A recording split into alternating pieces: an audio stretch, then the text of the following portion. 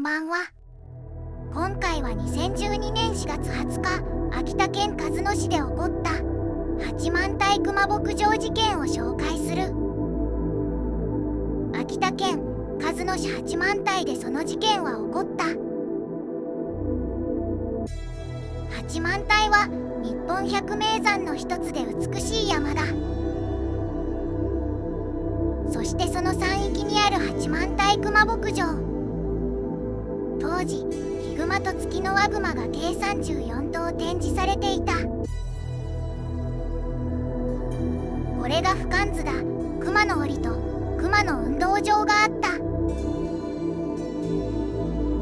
そして牧場には3人の従業員と社長がいたのだ。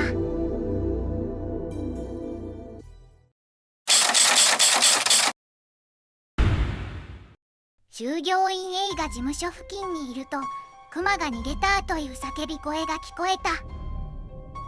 慌てて声が聞こえた場所へ駆けつけた。なんと C がクマに襲われていたのだ。A はヒグマは手に負えないと思って警察を呼びに戻った。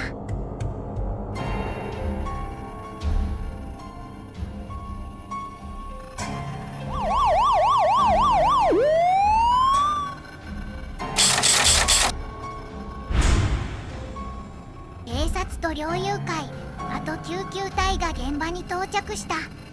そこには目を疑うような光景が広がっていたのだ。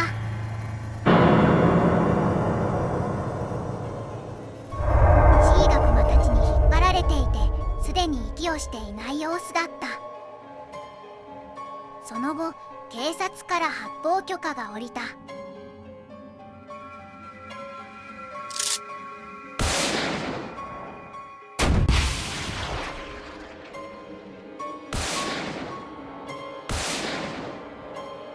まずは2体のクマを駆除した。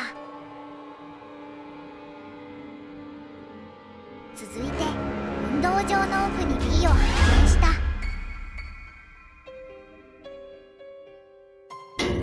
C と同じで B も一目で助かる状態ではないのが分かった。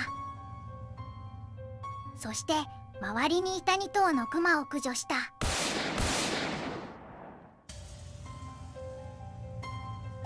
ここで B と C は病院に搬送されたが、すでに絶命していたのだ。牧場内の残りの脱走グマの捜索が始まった。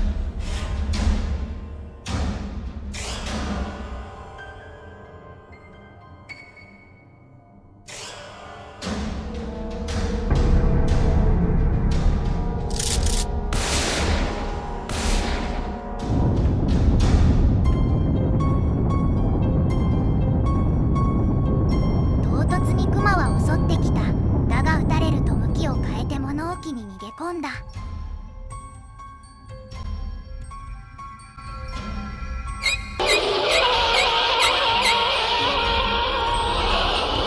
恐る恐る中に入ると、物置の中で撃たれたクマは死んでいた。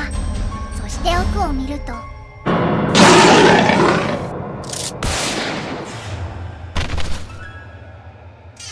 う1匹いた。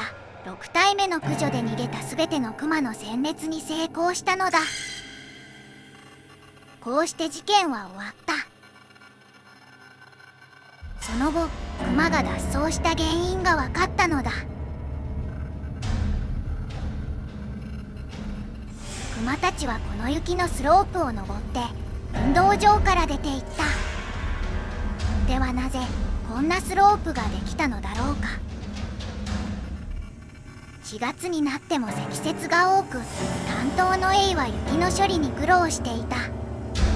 そこで運動場の端のクマのプールに雪を落として溶かそうとしたのだ。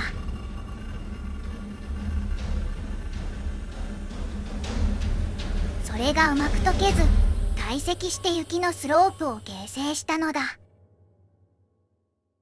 第2の疑問として、なぜ脱出したクマは従業員を襲ったのだろうか。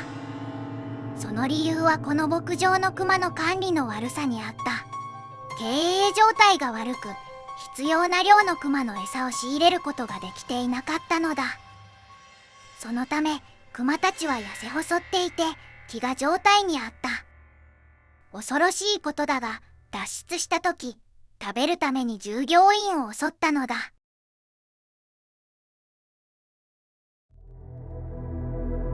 その後、社長とエイは業務上過失致死罪で逮捕された。牧場のクマたちは他の牧場に移送され、八幡平クマ牧場は閉鎖した。それから十数年経った今も鹿角市の住人たちはこの事件のことを時折話題にするのだ。